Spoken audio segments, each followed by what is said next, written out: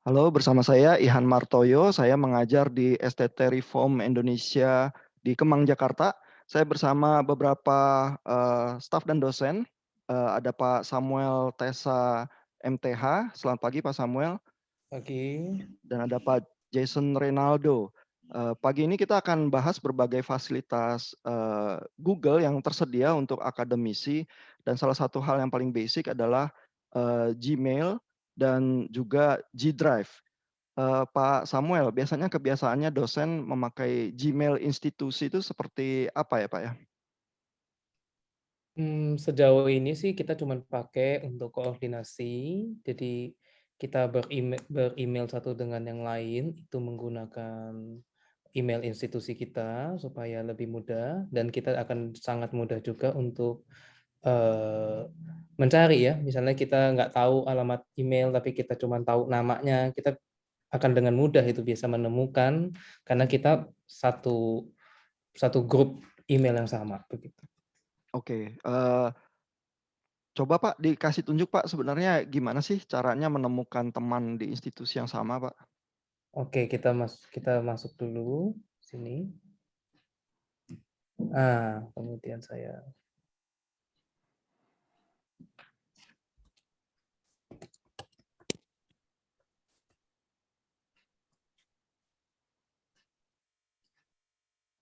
Nah, ini jadi email institusinya sudah didaftarkan secara gratis ke Gmail sehingga institusi apapun bisa punya fasilitas ini ya, Pak Samuel, ya?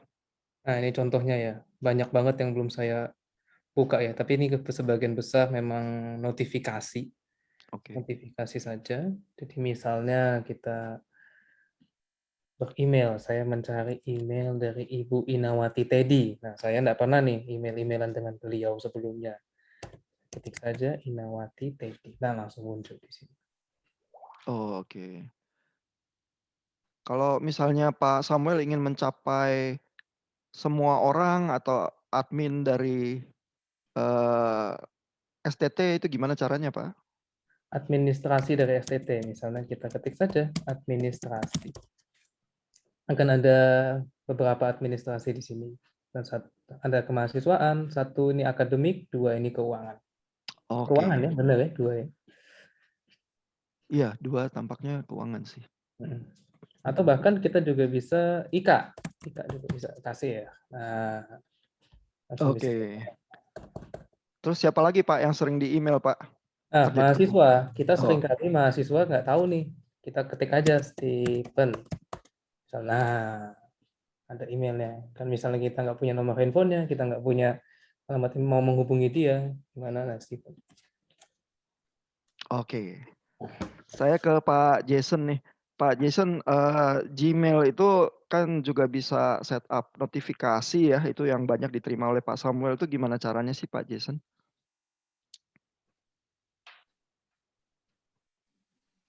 Notifikasi akan masuk secara umum dan biasa sih, Pak. Jadi ketika kita terima email dari seseorang, kita masuk ke Google Classroom, nanti setiap apa yang diposting oleh dosen akan ada secara otomatis. Pengaturan awalnya akan masuk ke kita.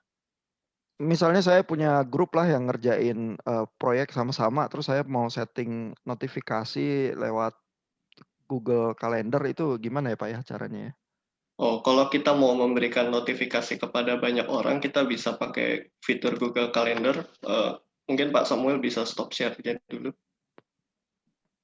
Oke, thank you. Kita masuk ke Google Calendar. Kalau nggak tahu alamatnya, tinggal cari di cari dengan kata kunci kalender di internet dan akan langsung keluar.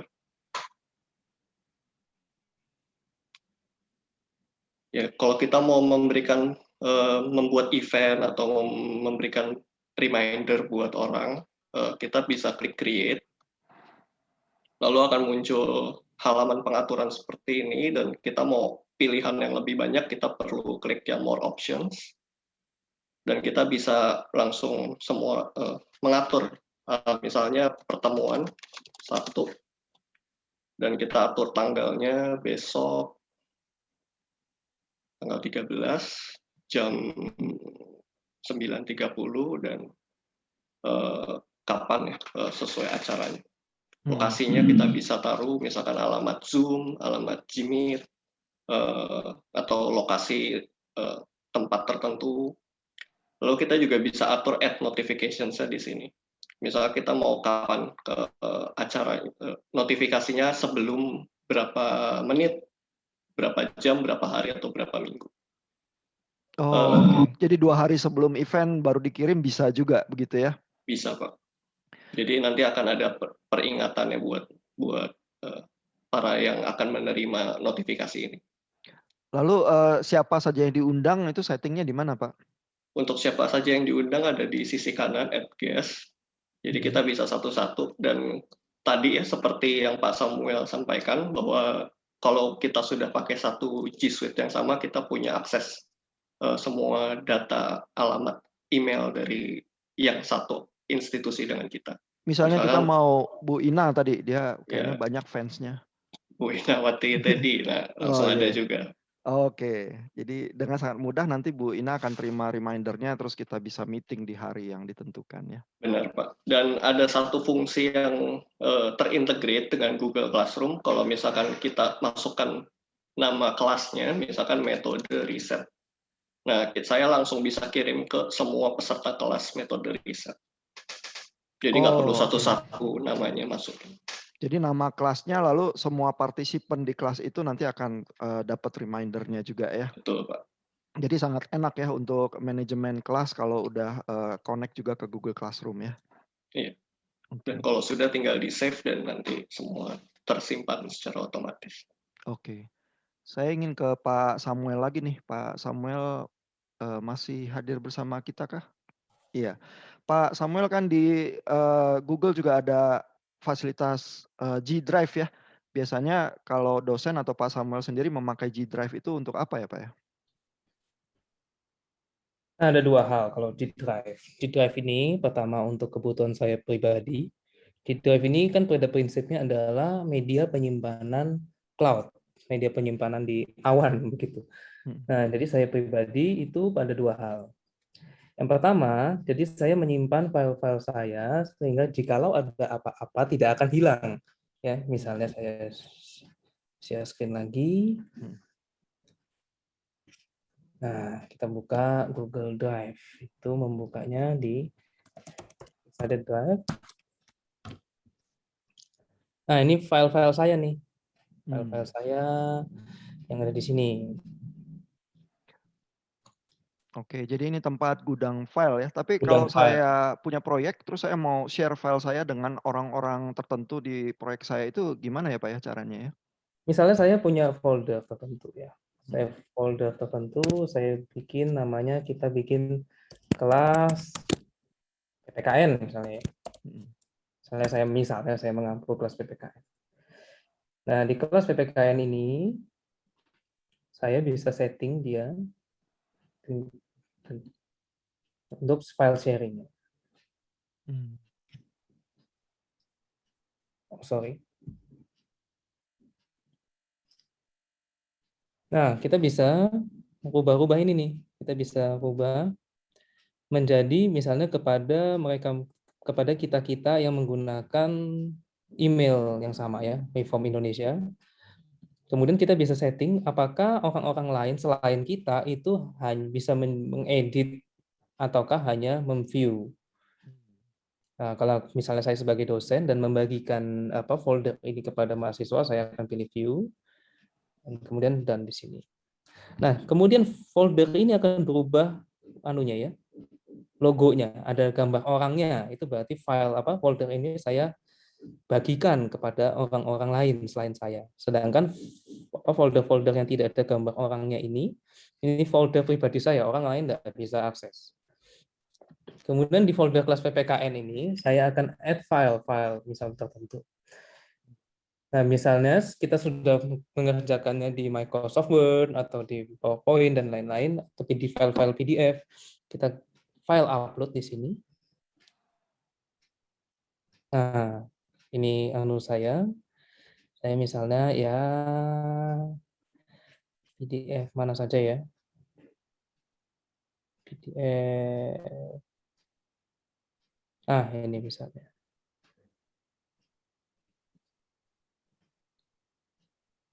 Oh itu. Notice password. Ini saya ketahuan nih file saya apa aja ini.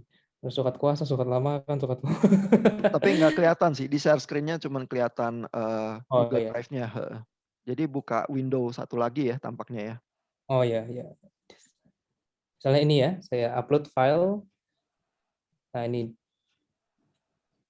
selesai. Jadi misalnya kita mau share bahan bacaan, 5-6 bahan bacaan. Kita tinggal melakukannya seperti ini, dan tiap minggu kita tambah, itu akan otomatis mereka tahu. Nah, kemudian bagaimana caranya supaya orang-orang stakeholder yang kita inginkan itu bisa tahu cara mengaksesnya? Itu dengan yang tadi, seperti tadi ini, share. Kita copy saja link ini. Ya, kita copy linknya ini. Nah, ketika copy link ini sudah terjadi, kita bisa email link ini atau kita WhatsApp-kan. Misalnya saya buka WhatsApp di sini. Kita WhatsApp-kan ke yang lain, begitu. Sebegitu saja sih, Pak.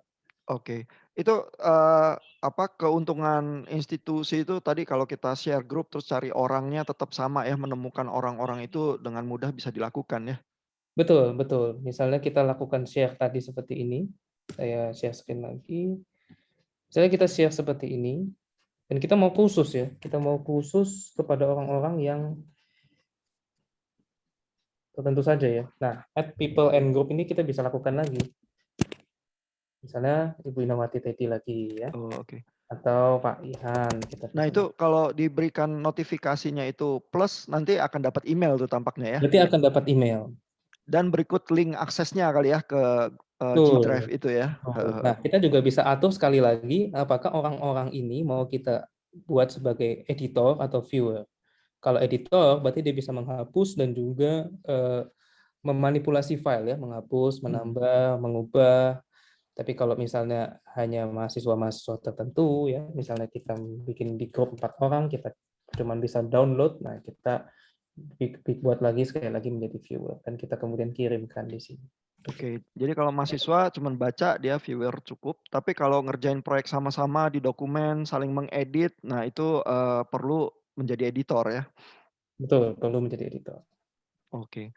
Nah, saya ke Pak Jason lagi. Biasanya apalagi Pak Jason ya yang bisa berguna dari G Drive? Apakah ada yang masih bisa dilakukan?